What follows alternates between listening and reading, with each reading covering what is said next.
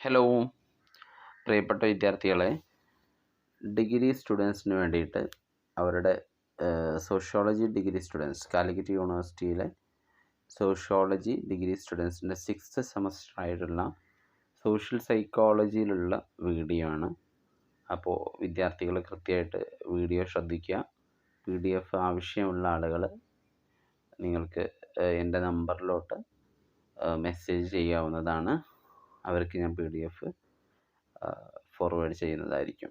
അപ്പോൾ നമ്മൾ social സൈക്കോളജിയുടെ first മൊഡ്യൂളിലെ ഒരു പാർട്ടാണ് ഇപ്പോൾ ചർച്ച ചെയ്യുന്നത്. ഓക്കെ, നമുക്ക് വീഡിയോയിലോട്ട് പോവാം. ആദ്യം വരുന്നത് nature and scope of social psychology എന്നുള്ളതാണ്. അപ്പോൾ nature and scope of social സൈക്കോളജിയുടെ ഇൻട്രൊഡക്ഷനിൽ പറയുന്നത് introduction to the social psychology എന്നുള്ള ഭാഗത്ത് ചർച്ച ചെയ്യുന്നത് പ്രധാനമായിട്ടും എന്നാണ് സോഷ്യോളജി രൂപം കൊണ്ടത്, അതൊരു ശാസ്ത്രീയ ശാഖയായി രൂപപ്പെട്ടതെന്നാണ്, ആദ്യകാലം മുതലേ സോഷ്യൽ സൈക്കോളജി ഉണ്ടോ എന്നുള്ള ചർച്ചകളാണ് ഇതിൽ കാര്യമായിട്ട് നടക്കുന്നത്. അപ്പോൾ ആദ്യമായിട്ട് സാമൂഹിക മനഃശാസ്ത്രം, സോഷ്യൽ സൈക്കോളജി എന്ന് പറയുന്നത് സമൂഹത്തിൽ വ്യക്തികളുടെ പെരുമാറ്റത്തെക്കുറിച്ച് പഠിക്കുന്നതാണ്. അപ്പോൾ എന്താണ് യഥാർത്ഥത്തിൽ സോഷ്യൽ സൈക്കോളജി എന്നാൽ?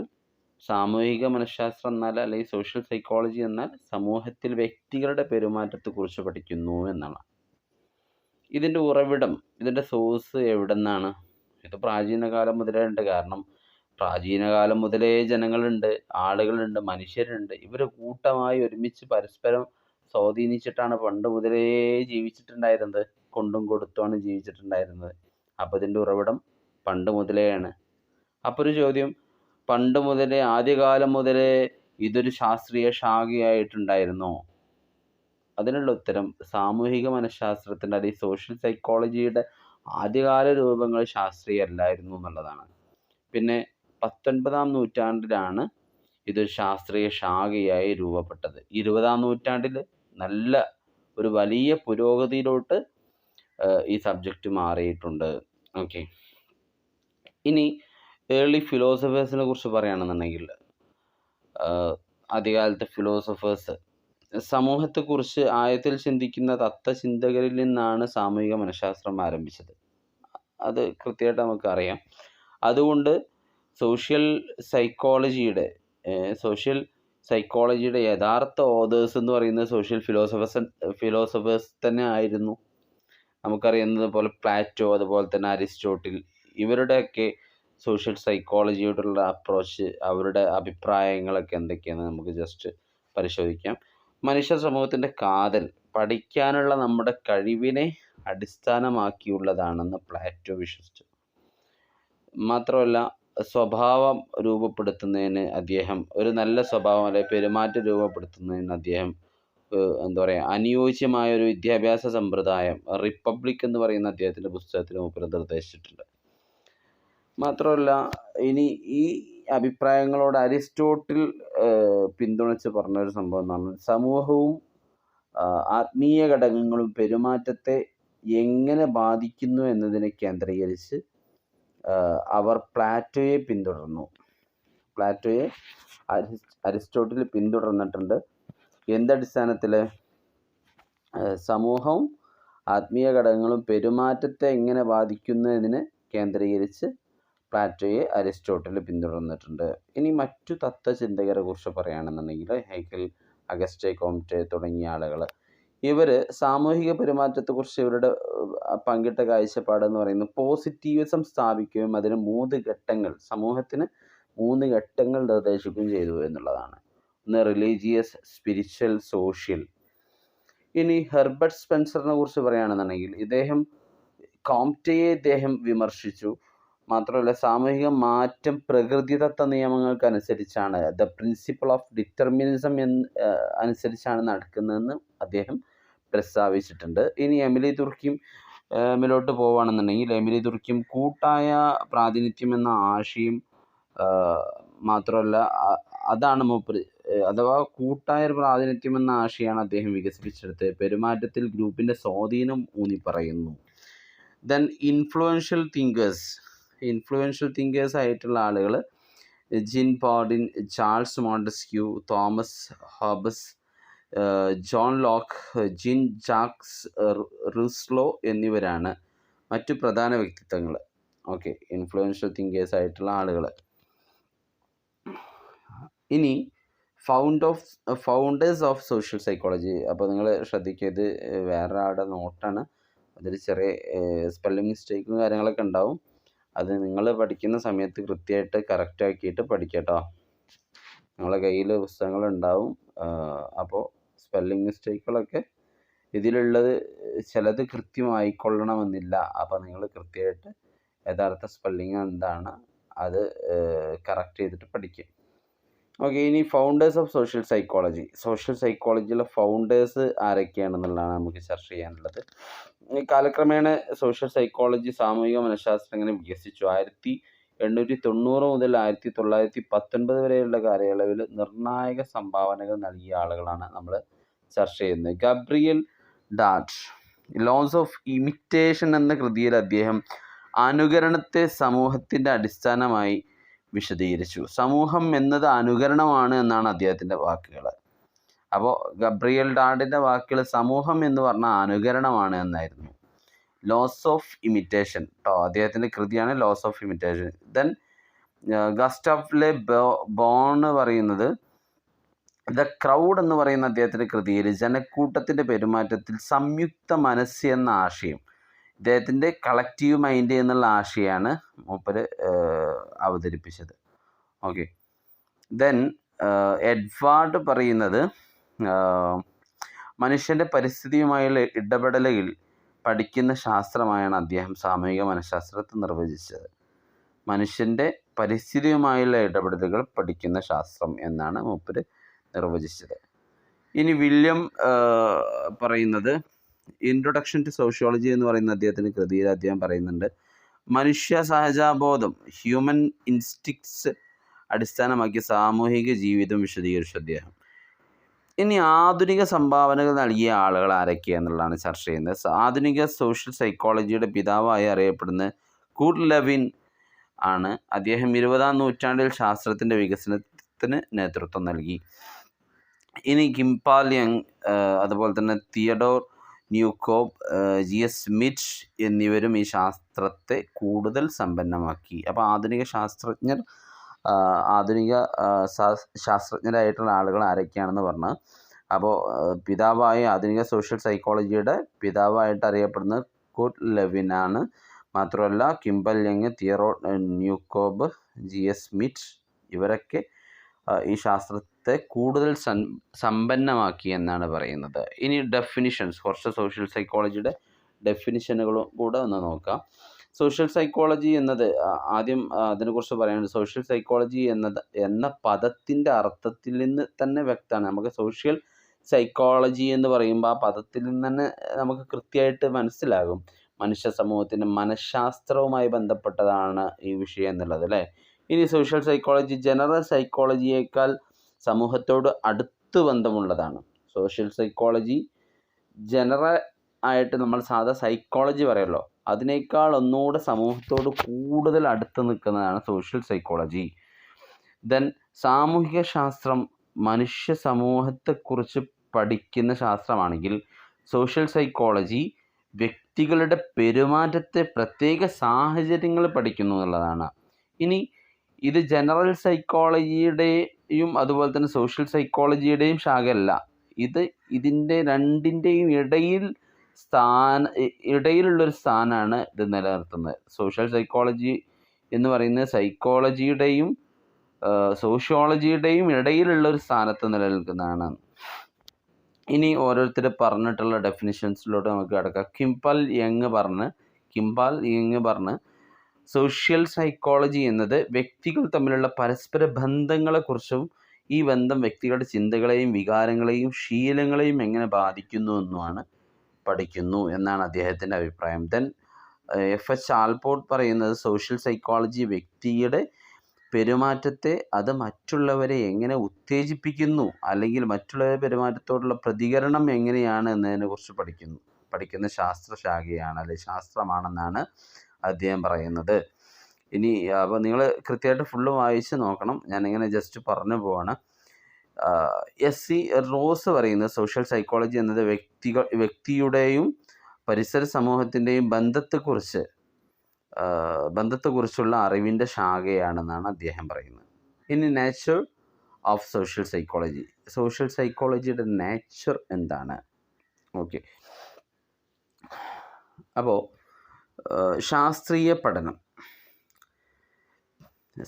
സാമൂഹിക സാഹചര്യങ്ങളിൽ ജനങ്ങൾ എങ്ങനെ പെരുമാറുന്നു എന്നതിനെക്കുറിച്ച് പഠിക്കുന്ന ശാസ്ത്രമാണ് സോഷ്യൽ സൈക്കോളജി. നമ്മൾ പറഞ്ഞു അല്ലേ, സാമൂഹിക സാഹചര്യങ്ങളിൽ ജനങ്ങൾ എങ്ങനെ പെരുമാറുന്നു എന്നതിനെക്കുറിച്ചുള്ള പഠിക്കുന്ന ശാസ്ത്രമാണ് സോഷ്യൽ സൈക്കോളജി. ഓക്കെ, ദെൻ ഇതിൻ്റെ നേച്ചർ പറയുന്നത് ഫോക്കസ് ആണ് ഒന്നാമത് മെയിനായിട്ട്. ഫോക്കസ് എന്ന് പറഞ്ഞിട്ടുണ്ടെങ്കിൽ നമ്മളാദ്യം പറഞ്ഞത് ശാസ്ത്രീയ പഠനമാണ്. സോഷ്യൽ സൈക്കോളജി എന്ന് പറയുന്നത് ശാസ്ത്രീയ പഠനമാണെന്ന് പറഞ്ഞു. ഓക്കെ, ദെൻ രണ്ടാമത്തെ ഫോക്കസ് എന്ന് പറയുമ്പോൾ സാമൂഹിക ഇടപെടലുകളെയും വ്യക്തിപരമായ സ്വഭാവത്തെയും ഈ പഠനം ഫോക്കസ് ചെയ്യുന്നു. അപ്പോൾ സോഷ്യൽ സൈക്കോളജി മെയിനായിട്ട് ഫോക്കസ് ചെയ്യുന്നത് എന്തിനെയാണ്? സാമൂഹിക ഇടപെടലുകളെയും വ്യക്തിപരമായ സ്വഭാവത്തെയുമാണ് ഈ പഠനം ഫോക്കസ് ചെയ്യുന്നത്. ദെൻ ലക്ഷ്യം, സോഷ്യൽ സൈക്കോളജിയുടെ ലക്ഷ്യം എന്താണ്? സ്വഭാവത്തെക്കുറിച്ചുള്ള ഫാക്റ്റ് കണ്ടെത്തുക എന്നുള്ളതാണ്. ബന്ധങ്ങളുടെ കാരണങ്ങളും ഫലങ്ങളും മനസ്സിലാക്കുക. ഈ കണ്ടെത്തലുകൾ ഉപയോഗിച്ച് സാമൂഹിക പ്രശ്നങ്ങൾ പരിഹരിക്കുക എന്നുള്ളതാണ് ലക്ഷ്യം. ഓക്കെ, ദെൻ മെത്തേഡ് എന്തൊക്കെയാണ്? ശാസ്ത്രീയവും വസ്തുനിഷ്ഠവുമായ രീതികൾ ഉപയോഗിക്കുന്നു. കണ്ടെത്തലുകൾ വസ്തുതകളെ അടിസ്ഥാനമാക്കിയുള്ളതും ആവർത്തിച്ച് പരീക്ഷിച്ചിട്ടുള്ളതുമാണ്. ഇനി കൃത്യത എന്താ? സോഷ്യൽ സൈക്കോളജിയുടെ കൃത്യത എന്ന് പറഞ്ഞിട്ടുണ്ടെങ്കിൽ മനുഷ്യൻ്റെ പെരുമാറ്റം സങ്കീർണവും കാലക്രമേണ മാറുന്നതുമായതിനാൽ ഇത് ഭൗതികശാസ്ത്രം പോലെ കൃത്യമായിക്കൊള്ളണം എന്നില്ല, മാറാൻ സാധ്യതയുണ്ട്. പുതിയ രീതികൾ ഇതിൻ്റെ കൃത്യത മെച്ചപ്പെടുത്താൻ സഹായിക്കുന്നു. അപ്പോൾ ശാസ്ത്രീയ പഠനമാണെന്ന് പറഞ്ഞു. പിന്നെ ഫോക്കസ്, എന്താണ് ഫോക്കസ് ചെയ്യുന്നത്? വ്യക്തിപരമായ സ്വഭാവത്തെ ഫോക്കസ് ചെയ്യുന്നു. ലക്ഷ്യം ഫാക്റ്റ് കണ്ടെത്തുക എന്നുള്ളതാണ്. ഫലങ്ങൾ മനസ്സിലാക്കുക എന്നുള്ളതാണ്. സാമൂഹിക പ്രശ്നം പരിഹരിക്കുക എന്നുള്ളതാണ്. കണ്ടെത്തിയിട്ട് അല്ലേ, പ്രശ്നങ്ങൾ കണ്ടെത്തി സാമൂഹിക പ്രശ്നങ്ങൾ പരിഹരിക്കുക എന്നുള്ളതാണ്. ദെൻ മെത്തേഡ് എന്താണ്? നമ്മൾ പറഞ്ഞു വസ്തുനിഷ്ഠമായ ശാസ്ത്രീയവും വസ്തുനിഷ്ഠമായ രീതികളാണ് ഉപയോഗിക്കുന്നത് മെത്തേഡായിട്ട്. ദെൻ കൃത്യത എന്ന് പറയുമ്പോൾ ജനങ്ങളുടെ പെരുമാറ്റം സങ്കീർണവും കാലക്രമേണ മാറുന്നതുമായതിനാൽ ഇത് കൃത്യമായിക്കൊള്ളണമെന്നില്ല, ഭൗതികശാസ്ത്രം പോലെ കൃത്യമായിക്കൊള്ളണം എന്നില്ല എന്നാണ് പറയുന്നത്. Then subject matter and scope of social സൈക്കോളജിയാണ് ചർച്ച ചെയ്യുന്നത്. ഒരു minute. Subject matter and scope of social psychology. സമൂഹത്തിൽ ആളുകൾ തമ്മിൽ എങ്ങനെ ഇടപെടുന്നു, അതുപോലെ തന്നെ ബന്ധങ്ങൾ സ്ഥാപിക്കുന്നു എന്നത് പഠിക്കലാണ്. Okay, subject matter of social psychology. അപ്പോൾ സോഷ്യൽ സൈക്കോളജിയുടെ സബ്ജക്റ്റ് മാറ്റർ എന്ന് പറഞ്ഞാൽ എന്താണ്? സമൂഹത്തിൽ ആളുകൾ എങ്ങനെ ഇടപെടുന്നു, അതുപോലെ തന്നെ ബന്ധങ്ങൾ സ്ഥാപിക്കുന്നു എന്നത് പഠിക്കലാണ്. ഉദാഹരണം, ജോലിസ്ഥലത്ത് പരസ്പരം ആളുകൾ എങ്ങനെ ഇടപെടുന്നു എന്ന് പഠിക്കുക. അപ്പോൾ ആളുകൾ സമൂഹത്തിൽ എങ്ങനെ ഇടപെടുന്നു, അതുപോലെ തന്നെ എങ്ങനെ ബന്ധം സ്ഥാപിക്കുന്നു എന്ന് പഠിക്കലാണ് സബ്ജക്റ്റ് മാറ്റർ. ദെൻ മനുഷ്യൻ്റെ ഇടപെടലുകൾ സമൂഹം മുഴുവൻ സ്വാധീനം ചെലുത്തുന്നതിന് സ്കോപ്പ് ഓഫ് സോഷ്യോളജി എന്നും പറയുന്നു. സ്കോപ്പ് ഓഫ് സോഷ്യോളജി എന്ന് പറഞ്ഞാൽ മനുഷ്യൻ്റെ ഇടപെടലുകളിൽ സമൂഹം മുഴുവൻ സ്വാധീനം ചെലുത്തുന്നതിനെ സ്കോപ്പ് ഓഫ് സോഷ്യോളജി എന്ന് പറയുന്നു. ഉദാഹരണം, ഒരു വ്യക്തിയുടെ സ്വഭാവം കണ്ട് അദ്ദേഹത്തിൽ സ്വാധീനം ചെലുത്തി മറ്റൊരു വ്യക്തിയുടെ സ്വഭാവം നന്നാവുക, വിനീതമായി മാറുക, അല്ലെങ്കിൽ അദ്ദേഹത്തിൻ്റെ സ്വഭാവം മാറുക, ഇതൊക്കെ സ്കോപ്പ് ഓഫ് സോഷ്യൽ സൈക്കോളജിയിൽ പെടും. Okay, then scope of social സൈക്കോളജിയിൽ ഉൾപ്പെടുന്ന കാര്യങ്ങൾ എന്തൊക്കെയാണ്? Social stimuli and stimulus situation and individual reactions and experience, പിന്നെ ഇൻഫ്ലുവൻസ് ഓഫ് സോഷ്യൽ എൻവിയോൺമെൻറ്റ്, ഇതൊക്കെയാണ്. നമുക്ക് അതിലോട്ട് പോവാം. ആദ്യം സ്റ്റിമുലി ആൻഡ് സ്റ്റിമുലസ് സിറ്റുവേഷൻ, പ്രേരണ, അതുപോലെ തന്നെ പ്രേരണ അവസ്ഥകളും എന്നുള്ള ഭാഗമാണ് ചർച്ച ചെയ്യുന്നത്. സാമൂഹിക മനഃശാസ്ത്രം വ്യത്യസ്തമായ സാഹചര്യങ്ങളിൽ എങ്ങനെ നമ്മുടെ പെരുമാറ്റത്തെ സ്വാധീനിക്കുന്നു എന്ന് നോക്കുന്നു. സാമൂഹിക മനഃശാസ്ത്രം വ്യത്യസ്തമായ സാഹചര്യങ്ങളിൽ എങ്ങനെ നമ്മുടെ പെരുമാറ്റത്തെ സ്വാധീനിക്കുന്നു എന്ന് നോക്കുന്നു. ഒരു അധ്യാപകൻ ഒരു വിദ്യാർത്ഥിയെ പ്രശംസിച്ചാൽ അത് അവനെ കൂടുതൽ ശ്രദ്ധിക്കാൻ പ്രചോദിപ്പിച്ചേക്കാം. അഥവാ ഒരു അധ്യാപകൻ ഒരു വിദ്യാർത്ഥിയെ പ്രശംസിച്ചാൽ അത് അവനെ കൂടുതൽ ശ്രദ്ധിക്കാൻ പ്രചോദിപ്പിച്ചേക്കാം. ഉദാഹരണത്തിന് അഥവാ നമ്മൾ ഒരു കുട്ടി ഒരു വിഷയം മേ ബി എന്തെങ്കിലും ഒരു ചിത്രം വരച്ചു, അതിനൊരു പ്രോത്സാഹനം കൊടുത്താൽ ആ കുട്ടി പിന്നെയും കൂടുതൽ ആ ചിത്രം നന്നാക്കാനും അതുപോലെ തന്നെ കൂടുതൽ ചിത്രങ്ങൾ വരയ്ക്കാനും കുട്ടിക്ക് പ്രചോദനം കിട്ടിയേക്കാം. ഇതൊക്കെ ഒരു സ്റ്റിമുലസ് സിറ്റുവേഷനിൽ പെടുന്നതാണ്. ഓക്കെ, അപ്പോൾ വ്യത്യസ്തമായ മനുഷ്യൻ വ്യത്യസ്തമായ സാഹചര്യങ്ങളിൽ എങ്ങനെ നമ്മുടെ പെരുമാറ്റത്തെ സ്വാധീനിക്കുന്നു. സോഷ്യൽ സൈക്കോളജി വ്യത്യസ്തമായ സാഹചര്യങ്ങളിൽ എങ്ങനെ നമ്മുടെ പെരുമാറ്റത്തെ സ്വാധീനിക്കുന്നു എന്ന് നോക്കലാണ്. അഥവാ ഒരാളുടെ പെരുമാറ്റം വ്യത്യസ്ത സാഹചര്യങ്ങളിൽ ഒരാളുടെ പെരുമാറ്റം മാറ്റാൻ വേണ്ടിയിട്ട് നമുക്ക് പറ്റും അല്ലേ. അതിപ്പോൾ അതാണ് നമ്മളിവിടെ പറഞ്ഞത്. ഇപ്പോൾ സാധാരണ പഠിച്ചുകൊണ്ടിരിക്കുന്നൊരു വിദ്യാർത്ഥി, ആ വിദ്യാർത്ഥിക്കൊരു പ്രശംസ കൊടുക്കുമ്പോൾ ആ കുട്ടിയുടെ സ്വഭാവത്തിൽ പെരുമാറ്റത്തിൽ മാറ്റം വരുന്നു. ആ കുട്ടി ഒന്നുകൂടെ പഠിക്കാൻ ശ്രമിക്കുന്നു. അപ്പോൾ അതാണ് പ്രേരണ. ഓക്കെ, ഇനി വ്യക്തിഗത പ്രതികരണങ്ങളും അനുഭവങ്ങളും നമ്മൾ പറഞ്ഞു. ഇൻഡിവിജ്വൽ റിയാക്ഷൻസ് ആൻഡ് എക്സ്പീരിയൻസ് എന്ന് പറഞ്ഞല്ലോ. അതാണ് ഇത് ആളുകൾ സാമൂഹിക സാഹചര്യങ്ങളിൽ എങ്ങനെ പ്രതികരിക്കുന്നുവെന്നും പഠിക്കുന്നു. ഇത് ഗ്രൂപ്പിൻ്റെ അടിസ്ഥാനത്തിൽ മാറാം.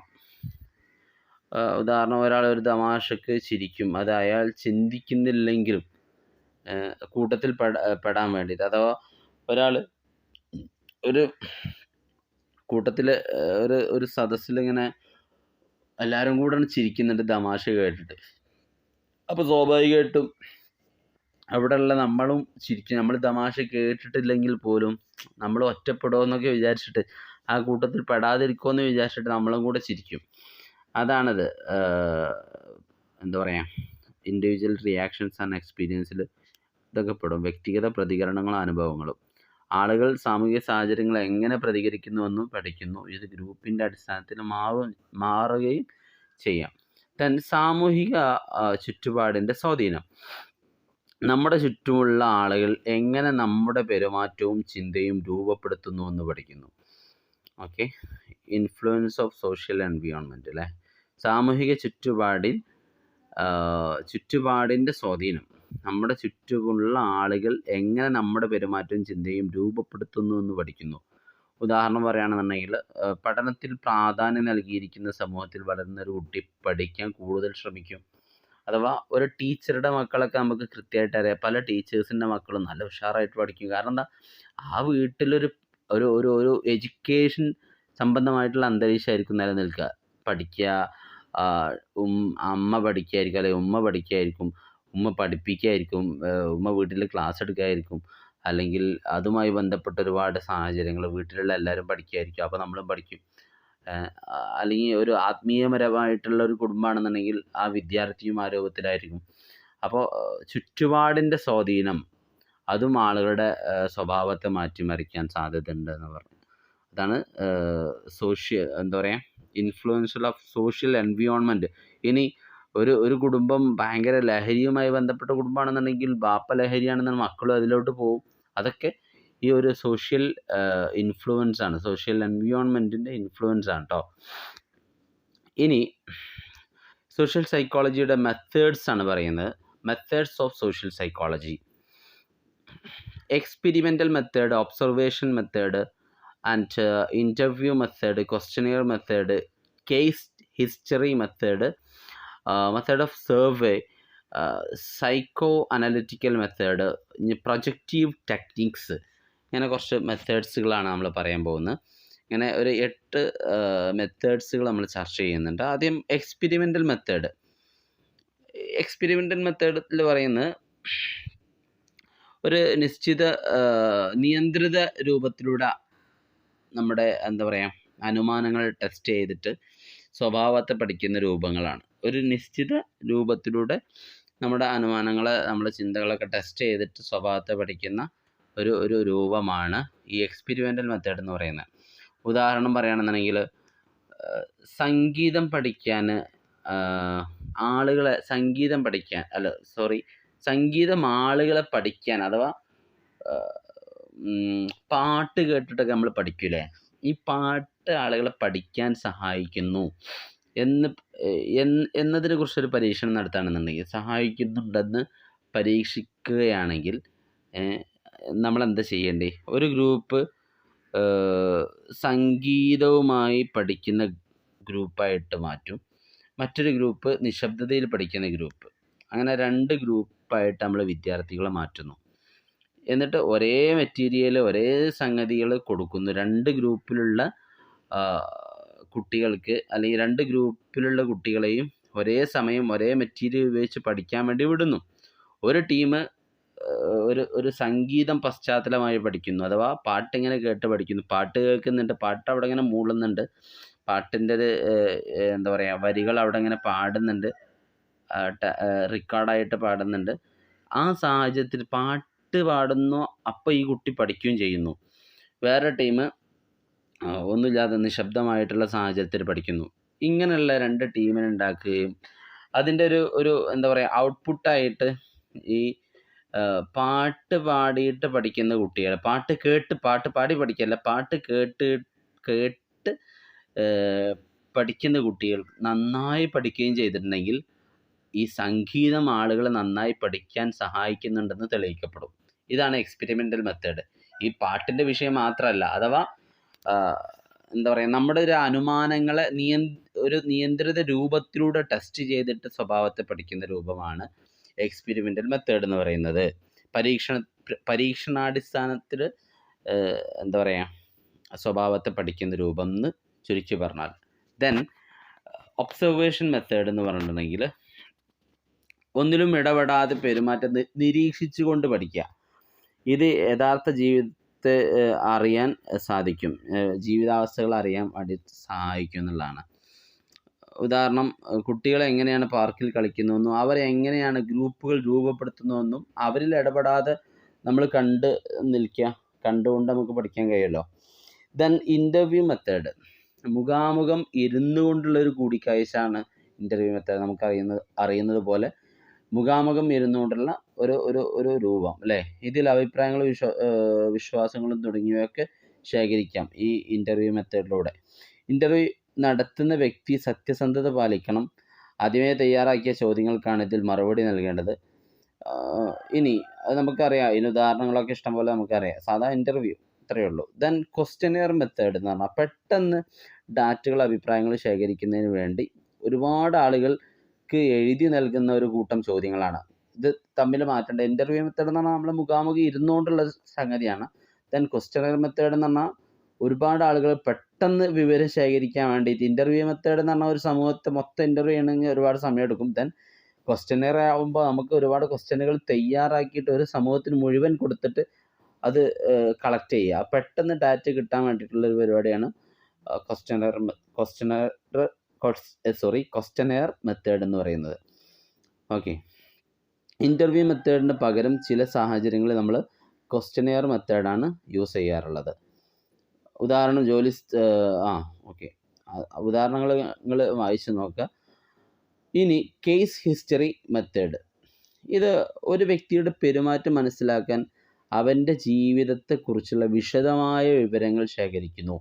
വ്യത്യസ്ത കേസുകൾ പഠിക്കാൻ ഇത് സഹായിക്കും. അഥവാ ഒരാൾ പേടിയുള്ള ഒരാളാണെന്നുണ്ടെങ്കിൽ വ്യക്തിയുടെ ഫോബിയ ഉള്ള, അഥവാ പേടിയുള്ള വ്യക്തിയുടെ ജീവിതം പഠിക്കുക. അദ്ദേഹം പേടിയുടെ കാരണം മനസ്സിലാകാൻ വേണ്ടിയിട്ട്. അഥവാ ഒരു കുട്ടിക്ക് ഭയങ്കര പേടിയാണ്, ഒരു വ്യക്തിക്ക് ഭയങ്കര പേടിയാണ്, അപ്പോൾ അദ്ദേഹത്തിൻ്റെ പേടിയുടെ കാരണം മനസ്സിലാക്കാൻ വേണ്ടിയിട്ട് അദ്ദേഹത്തിൻ്റെ ജീവിതം ഒന്ന് പഠിക്കുക. ഇതിനേക്കാണ് കേസ് ഹിസ്റ്ററി മെത്തേഡ് എന്ന് പറയുന്നത്. Okay, then method of survey, interview അതുപോലെ തന്നെ ക്വസ്റ്റ്യനെയർ ഉപയോഗിച്ച് ഒരു കൂട്ടം ജനങ്ങളിൽ നിന്നും ഡാറ്റ ശേഖരിക്കുന്നതാണിത്. അഥവാ ഇൻ്റർവ്യൂവും അതുപോലെ തന്നെ ക്വസ്റ്റ്യനെയറും കൂടി കൂടിയിട്ടുള്ള മെത്തേഡ്, ഇതിനേക്കാണ് മെത്തേഡ് ഓഫ് സർവേ. ഇത് രണ്ടും ഇതിൽ പെടും കേട്ടോ. ജനങ്ങളുടെ ട്രെൻഡ് മനസ്സിലാകാൻ വേണ്ടിയിട്ട് ഒരു കൂട്ടം ആളുകളോട് അവരുടെ ഫേവറേറ്റ് TV ഷോയെക്കുറിച്ച് ചോദിക്കും പോലെ, ഇതൊരു ഉദാഹരണം പറഞ്ഞതാണ്. അപ്പോൾ അതാണ് method of survey. Okay. Then psycho analytical method എന്ന് പറയുമ്പോൾ അത് 2 തരമുണ്ട്. അപ്പോൾ നമ്മൾ സൈക്കോ അനലിറ്റിക്കൽ മെത്തേഡ് എന്ന് പറയുമ്പോൾ മനഃശാസ്ത്ര വിശകലന രീതി, വ്യക്തിത്വം പഠിക്കാൻ വേണ്ടിയിട്ടാണ് ഇത് ഉപയോഗിക്കൽ. അപ്പോൾ ഈ മനഃശാസ്ത്ര വിശകലന രീതി എന്ന് പറയുന്നത് 2 സാങ്കേതിക രീതികൾ ഉപയോഗിക്കുന്നുണ്ട് ഇതിന്. ഒന്ന്, സ്വതന്ത്രമായ ആശയവിനിമയം, അഥവാ ഒരു വ്യക്തിയുടെ മനസ്സിലേക്ക് വരുന്ന എന്തും തുറന്നു പറയുമ്പോൾ മറഞ്ഞിരിക്കുന്ന ചിന്തകളും വികാരങ്ങളെയും കണ്ടെത്താൻ സഹായിക്കുന്നു. അഥവാ ഒരാൾ ഒരു സൈക്കോളജിസ്റ്റിനോട് അല്ലെങ്കിൽ ഒരു അനലിസ്റ്റിനോട് സംസാരത്തിനിടയിൽ പലയിടത്തും ഇരുണ്ട മുറികൾ, അഥവാ സ്വതന്ത്രമായിട്ട് സംസാരിക്കുകയാണ് അയാൾ, ഒരു ഇരുണ്ട മുറി അല്ലെങ്കിൽ ഇരുട്ടിനെ കുറിച്ച് ഇങ്ങനെ സംസാരിക്കുകയാണെന്നുണ്ടെങ്കിൽ അദ്ദേഹത്തിൻ്റെ ഏതോ ഒരു പഴയ ഒളിഞ്ഞു കിടക്കുന്ന ഭയം നമുക്കതിൽ നിന്ന് വ്യക്തമാവാൻ കഴിയും. അതേപോലെ അഥവാ സ്വതന്ത്രമായിട്ട് ഒരാളുടെ ആശയവിനിമയം നടത്തുമ്പോൾ അദ്ദേഹത്തിൻ്റെ ഉള്ളിലുള്ള എന്തെങ്കിലും പ്രശ്നങ്ങൾ നമുക്ക് കൃത്യമായിട്ട് മനസ്സിലാക്കാൻ കഴിയും. ഓക്കെ. ദെൻ സ്വപ്ന വിശകലനം. 2 രീതികളാണ്. സ്വപ്ന വിശകലനം, അതിലൊരു വ്യക്തി തൻ്റെ സ്വപ്നങ്ങൾ പങ്കിടുമ്പോൾ ഈ സൈക്കോളജിസ്റ്റ് അല്ലെങ്കിൽ അനലിസ്റ്റിനോട് അവയെ വ്യാഖ്യാനിച്ച് മറഞ്ഞിരിക്കുന്ന വികാരങ്ങളെയും സ്വഭാവങ്ങളെയും കണ്ടെത്തുന്നു. ഇതാണ് സ്വപ്ന വിശകലനം. അഥവാ ഇപ്പോൾ ഒരാൾ സ്വപ്നത്തിൽ വീഴുന്നത് സ്വപ്നം കാണുകയാണെങ്കിൽ ഒരു ആത്മവിശ്വാസക്കുറവ്, പരാജയം, ഭയം അടയാളപ്പെടുത്തുന്നതായിട്ട് നമുക്ക് അയാളിൽ ഒരു പരാജയം അല്ലെങ്കിൽ ആത്മവിശ്വാസക്കുറവ് ഉള്ളതായിട്ട് കാണാം. എപ്പോഴും ഇങ്ങനെ ഇങ്ങനെ ഒരു സ്വപ്നം, വീഴുന്ന സ്വപ്നം, ഇങ്ങനത്തെ സ്വപ്നങ്ങളൊക്കെ കാണുന്നുണ്ടെങ്കിൽ അപ്പോൾ സ്വപ്ന വിശകലനത്തിലൂടെയും നമുക്ക് ഇത് ചെയ്യാൻ കഴിയുമെന്നുള്ളതാണ്. Then projective techniques. പ്രൊജക്റ്റീവ് ടെക്നിക്സിൽ വ്യക്തിത്വം അന്വേഷിക്കുന്നതിൽ ഏറ്റവും പ്രശസ്തമായ രീതികളിൽ പ്രശസ്തമായ ഒന്നാണ് ഈ പ്രൊജക്റ്റീവ് ടെക്നിക്സ് എന്ന് പറയുന്നത്. നിരവധി പരീക്ഷണങ്ങൾ നിലവിലുണ്ടെങ്കിലും 2 പ്രധാന പരീക്ഷണങ്ങളാണ് കൂടുതൽ ഇതിൽ ഉപയോഗിക്കുന്നത്. ഇതിൽ ഇങ്ക് ബ്ലോട്ട് ടെസ്റ്റ് ഉണ്ട്, റോർഷാക്കിൻ്റെ ഇങ്ക് ബ്ലോട്ട് ടെസ്റ്റ്. അതുപോലെ തന്നെ മഴയുടെ ഒരു തിമാറ്റിക് അപ്പർസെപ്ഷൻ ടെസ്റ്റ് എന്ന് പറയും, TAT. ഇതിൽ റോർഷാക്കിൻ്റെ ഇങ്ക് ബ്ലോട്ട് ടെസ്റ്റാണ് നമ്മൾ ആദ്യം ചർച്ച ചെയ്യുന്നത്. സ്വിസ് ശാസ്ത്രജ്ഞനായിട്ടുള്ള ഹെർമൻ റോർഷാക്കാണ് ഈ പരീക്ഷണം വികസിപ്പിച്ചെടുത്തത്. അദ്ദേഹം തയ്യാറാക്കിയിട്ടുള്ള ഒരു 10 ഇങ്ക് ബ്ലോട്ട് കാർഡുകൾ ഇന്നും ഉപയോഗത്തിലുണ്ട്, നമുക്ക് കാണാൻ കഴിയും. ഈ ഇങ്ക് ബ്ലോട്ട് കാർഡുകൾ ഇത് ഉപയോഗിച്ചിട്ട് വ്യക്തികളുടെ ഇതിൽ ഒരു വ്യക്തമായിട്ടുള്ള ചിത്രങ്ങളോ ക്ലിയർ ആയിട്ട് ചിത്രങ്ങളൊന്നുമില്ല, എന്തൊക്കെയോ ഇങ്ങനെ വരച്ചിട്ടിട്ടുള്ള കളറുകൾ വരച്ചിട്ടിട്ടുള്ള 10 ഇങ്ക് ബ്ലോട്ടുകളാണ്, കാർഡുകളാണുള്ളത്. ഇതിൽ 5 ബ്ലാക്ക് ഉണ്ട്, 2 ബ്ലാക്ക് ആൻഡ് റെഡ്, പിന്നെ 3 മൾട്ടി കളർ. ഇങ്ങനെ പല കളറുകളായിട്ടാണ് ഈ ഇങ്ക് ബ്ലോട്ടുകൾ ഉള്ളത്. അങ്ങനെ വ്യക്തിത്വം കണ്ടെത്തുന്നതിനായിട്ടാണ് സാധാരണ ഇത് ഉപയോഗിക്കൽ. ഈ ബ്ലോട്ടുകൾ ഓരോന്നും ഒരു വ്യക്തിക്ക്, ആരാണോ നമ്മുടെ മുമ്പിലുള്ള പേഷ്യൻ്റ് അല്ലെങ്കിൽ ഒരു സബ്ജക്റ്റ് അല്ലേ, അതിന് കാണിച്ചു കൊടുത്തിട്ട് നിങ്ങളിതിൽ എന്താണ് കാണുന്നതെന്ന് ചോദിക്കുന്നു. അങ്ങനെ നിർദ്ദിഷ്ട സമയപരിധിക്കുള്ളിൽ കുറച്ച് സമയം കഴിഞ്ഞതിന് ശേഷം വീണ്ടും ഇത് കാണിച്ചു കൊടുത്തിട്ട് നിങ്ങൾ എവിടെയാണത് കണ്ടത് എന്ന് ചോദിക്കുന്ന രീതി. അപ്പോൾ യഥാർത്ഥത്തിൽ അദ്ദേഹം എന്താണ് കണ്ടതെന്നും എവിടെയാണ് കണ്ടതെന്നൊക്കെ പറയുമ്പോൾ അതിൽ നിന്നും അദ്ദേഹത്തിൻ്റെ വ്യക്തിത്വത്തിൻ്റെ വ്യക്തിത്വം കണ്ടെത്തുന്ന ഒരു രീതി. അത് ഇതിൽ കൃത്യമായിട്ടുള്ള ചിത്രം ഇല്ലാത്തത് കൊണ്ട് തന്നെ പലരുടെയും ആൻസറുകൾ വ്യത്യസ്തമാവാം. ഓക്കെ. പക്ഷേ ഇതിൽ യഥാർത്ഥത്തിൽ ശരിയായ ഒരു വ്യക്തിത്വത്തിൻ്റെ ഗുണങ്ങൾ മറച്ചു വെക്കുന്നുണ്ട് എന്നുള്ള ഒരു ഡീമെറിറ്റ്സും കൂടിയും ഈ ഇങ്ക് ബ്ലോട്ട് ടെസ്റ്റിനുണ്ട്.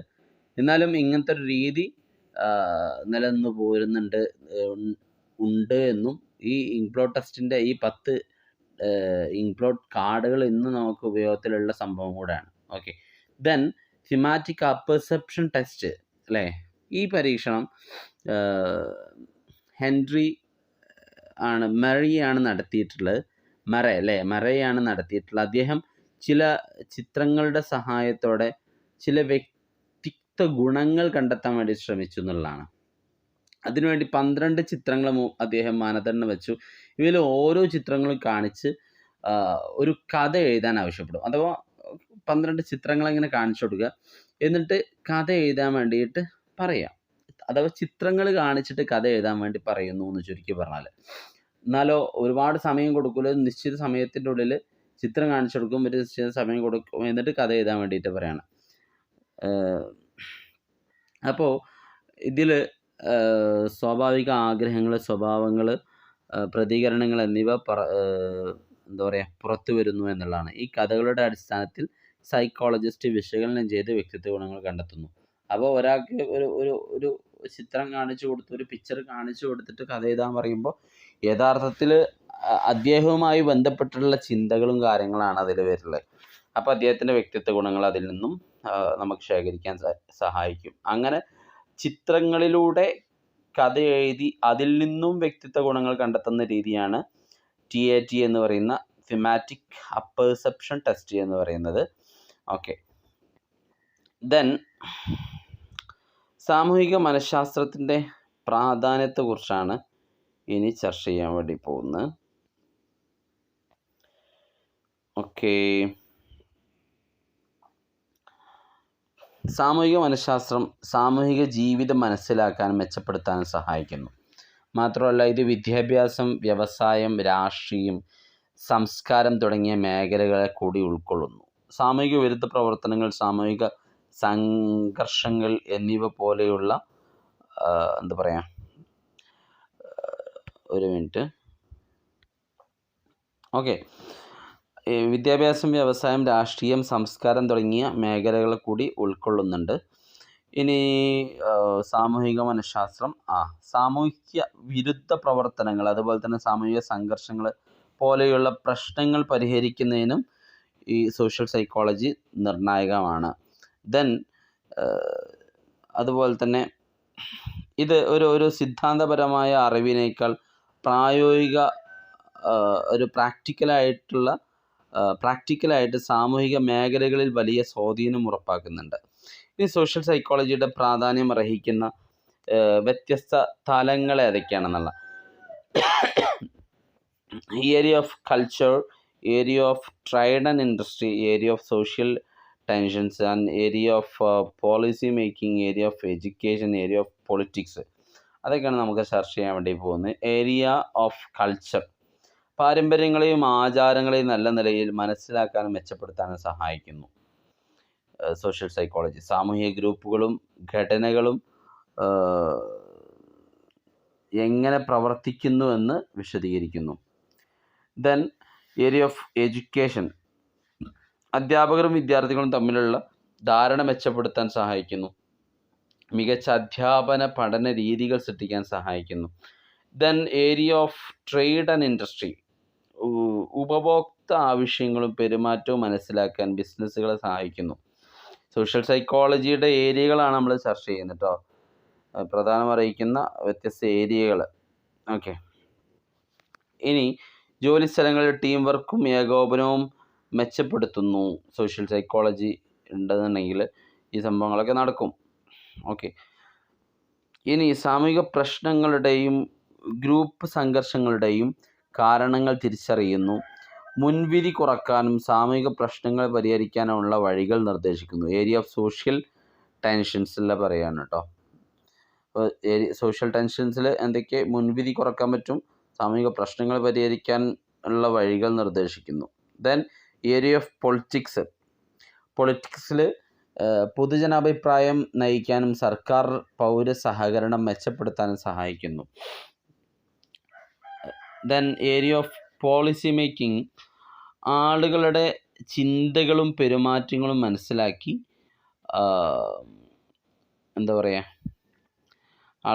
ആളുകളുടെ ചിന്തകളും പെരുമാറ്റങ്ങളും മനസ്സിലാക്കി മികച്ച നയങ്ങൾ സൃഷ്ടിക്കാൻ സഹായിക്കുന്നു എന്നുള്ളതാണ്. ദെൻ സോഷ്യൽ സൈക്കോളജിയുടെ തീമുകളാണ് ഇനി ചർച്ച ചെയ്യാനുള്ളത്.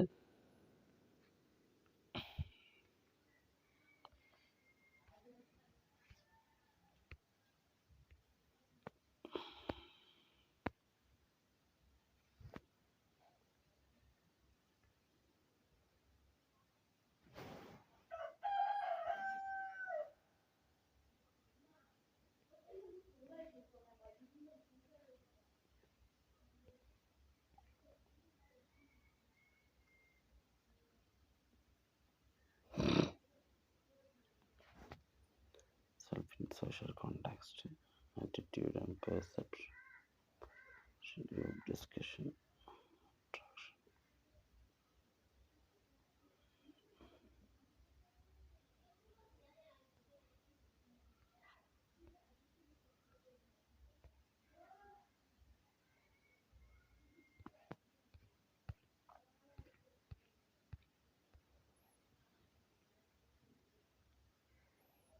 ഓക്കെ, ഇനി പറയുന്ന ഭാഗം പരീക്ഷയ്ക്ക് ആവർത്തിച്ച് വന്നിട്ടുള്ളതാണ്.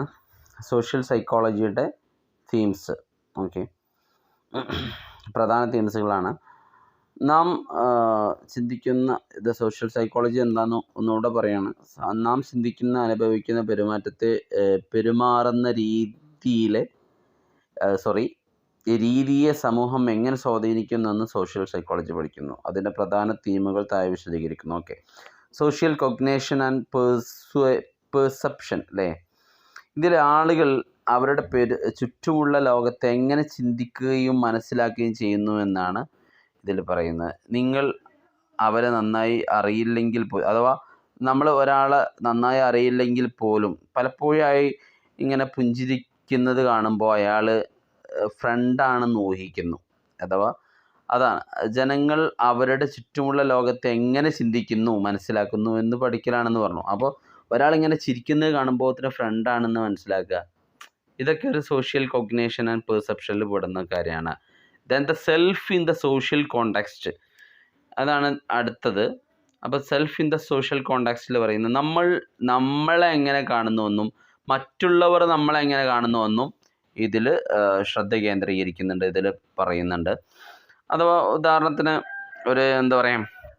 ഒരു വിദ്യാർത്ഥി സ്വന്തത്തിന് വേണ്ടി പഠിക്കുന്നു, സ്വന്തം വളർച്ച ആഗ്രഹിച്ച് അതിനുവേണ്ടി കഠിനാധ്വാനം ചെയ്യുന്നുണ്ട്. അത് ആന്തരിക പ്രചോദനമാണ്, അവനിൽ നിന്നുള്ള പ്രചോദനമാണ്.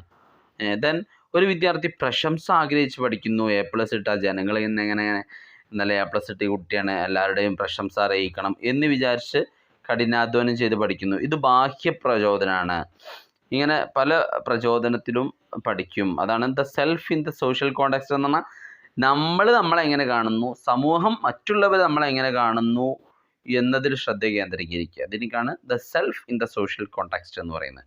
Then the attitude and persuasion പറയുന്നത് ആളുകളെക്കുറിച്ചോ സാഹചര്യങ്ങളെക്കുറിച്ചോ നമുക്ക് എങ്ങനെ തോന്നുന്നു, ആ വികാരങ്ങളോ വിശ്വാസങ്ങളോ മാറ്റാൻ നമ്മെ എങ്ങനെ സ്വാധീനിക്കാമെന്നും കൈകാര്യം ചെയ്യുന്നു. നിങ്ങളൊരു ഉൽപ്പന്നം ഇഷ്ടപ്പെടുത്താൻ പരസ്യങ്ങളോ വൈകാരിക പ്രയോഗങ്ങളോ ഉപയോഗിക്കുന്നു. അഥവാ ആളുകളെക്കുറിച്ചോ സാഹചര്യങ്ങളെക്കുറിച്ചോ നമുക്ക് എങ്ങനെ തോന്നുന്നുവെന്നും ആ വികാരങ്ങളോ അതുപോലെ തന്നെ വിശ്വാസങ്ങളും മാറ്റാൻ വേണ്ടിയിട്ട് നമ്മെ എങ്ങനെ സ്വാധീനിക്കാമെന്നും കൈകാര്യം ചെയ്യുന്നു. അഥവാ ഒരു ഉൽപ്പന്നം ഇഷ്ടപ്പെടുത്താൻ പരസ്യങ്ങൾ നമ്മളെ സഹായിക്കാറുണ്ടല്ലേ.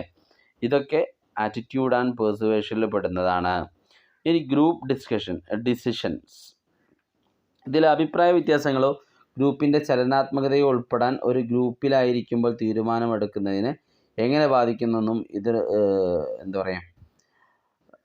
പഠിക്കുന്നു. ഓക്കെ, ഗ്രൂപ്പ് പ്രൊജക്റ്റുകളിൽ ചില അംഗങ്ങൾ കുറച്ച്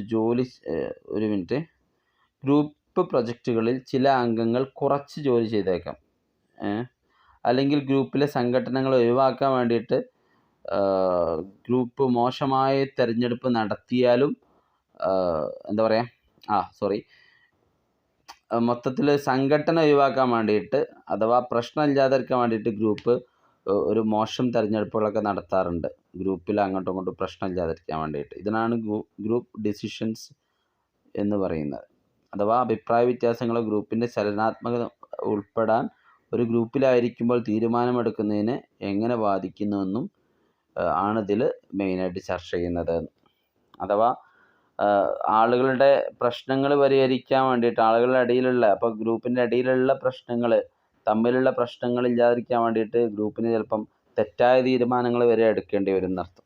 ഇനി അട്രാക്ഷൻ ആൻഡ് ക്ലോസ് റിലേഷൻഷിപ്പ്, ഇത് ആളുകൾ പരസ്പരം ആകർഷിക്കപ്പെടുന്നത് എന്തുകൊണ്ടാണെന്നും ബന്ധങ്ങൾ എങ്ങനെ രൂപപ്പെടുകയും വികസിക്കുകയും ചെയ്യുന്നു എന്നാണ് ഇതിൽ പറയുന്നത്. പങ്കിട്ട താല്പര്യങ്ങൾ കാരണം സൗഹൃദം രൂപപ്പെട്ടേക്കാം. അതേസമയം പ്രണയബന്ധങ്ങളിൽ പലപ്പോഴും എന്താ പറയുക, വൈകാരിക ബന്ധങ്ങൾ ഉൾപ്പെടുന്നു, അഥവാ ആയത്തിലുള്ള വൈകാരിക ബന്ധങ്ങൾ ഉൾപ്പെടുന്നു. അവിടെ ശരിക്കും നമ്മൾ നമ്മളൊരു സുഹൃത്തിനോട് പങ്കിട്ട നമ്മളുടെ ഒരുപാട് പ്രശ്നങ്ങൾ, അല്ലെങ്കിൽ നമ്മുടെ ഒരുപാട് എന്താ പറയുക ചിന്തകളുണ്ടാവും. അത് അടിസ്ഥാനത്തിൽ നമ്മൾ അദ്ദേഹത്തോട് കൂടുതൽ അടുക്കും. അതാണ് അട്രാക്ഷൻ ആൻഡ് ക്ലോസ് റിലേഷൻഷിപ്പിൽ പറയുന്നത്. നമ്മൾ പരസ്പരം ആകർഷിക്കപ്പെടുന്നത് എന്തുകൊണ്ടാണെന്നും ബന്ധങ്ങൾ എങ്ങനെ രൂപപ്പെടുകയും വികസിക്കുകയും ചെയ്യുമെന്നാണ് ഇതിൽ പഠിക്കുന്നത്. Okay, then pro social behaviour എന്ന് പറയുന്നത് ഇത് മറ്റുള്ളവരെ ഒരു മിനിറ്റ്.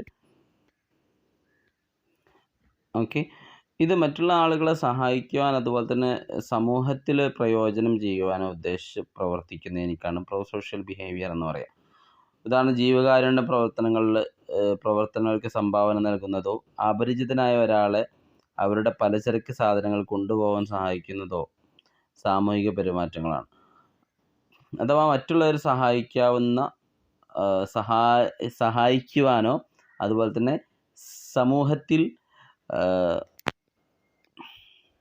സമൂഹത്തിൽ പ്രയോജനം ചെയ്യുവാനോ ഉദ്ദേശിച്ചിട്ടുള്ള പ്രവർത്തനങ്ങൾ, ഇതിനേക്കാണ് പ്രോ സോഷ്യൽ ബിഹേവിയർ. ഇത് ചിലപ്പം എന്തെങ്കിലും എന്താ പറയുക, പ്രതിഫലം ആഗ്രഹിച്ച് ചെയ്യുന്നതൊന്നും ആയിക്കൊള്ളണമെന്നില്ല. ഇനി സ്റ്റീരിയോ ടൈപ്പ്, അതുപോലെ തന്നെ പ്രെജുഡൈസ് ആൻഡ് ഡിസ്ക്രിമിനേഷൻ ആണ് പറയാൻ പോകുന്നത്.